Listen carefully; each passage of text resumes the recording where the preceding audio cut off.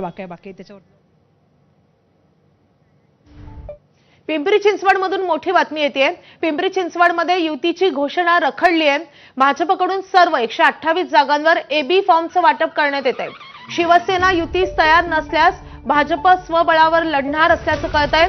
Bhajap आठवलेंच्या Republic पार्टीला सोबत घेण्याची शक्यता वर्तवली जाते। या संदर्भात अधिक अपडेट देण्यासाठी आपले प्रतिनिधी नाझीम मुल्ला आपल्या सोबत आहेत। नाझीम, पिंपरी चिंचवडमध्ये महायुतीमध्ये नेमकं कुठे बिनसलंय? पिंपरी चिंचवडमध्ये भाजप, शिंदे शिवसेना आणि आरपीआय आठवले गट अशी युती होईल असं 6 दिवसांपूर्वी जाहीर करण्यात आलं होतं। मात्र आता अर्ज भरायला काही तास उरलेत तरीही या युतीवरती शिक्कामोर्तबच होत नाहीये। असं असतानाच भाजप प्रदेश कार्यालयातून पिंपरी चिंचवडमध्ये सर्वच्या सर्व जागांसाठी म्हणजेच 128 एबी फॉर्म येऊन पोहोचलेले आहेत।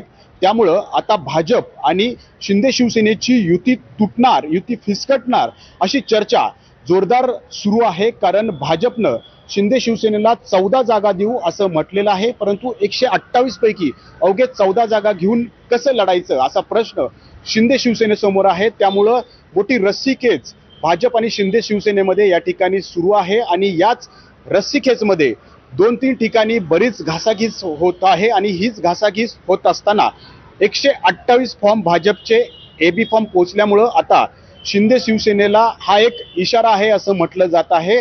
शिंदे शिवसेनेकडून मात्र आमची युती होईल असं खासदार श्रीरंग बारणे यांच्याकडून ठाम विश्वास व्यक्त केला जातोय। परंतु भाजपनं जर 128 एबी फॉर्म पाठवलेत, 128 जागांवर लढाईची तयारी दर्शवली आहे, त्याच्यामुळं भाजप आणि शिंदे शिवसेनेची पिंपरी चिंचवडमध्ये ही युती फिसकटणार का अशी चर्चा आहे।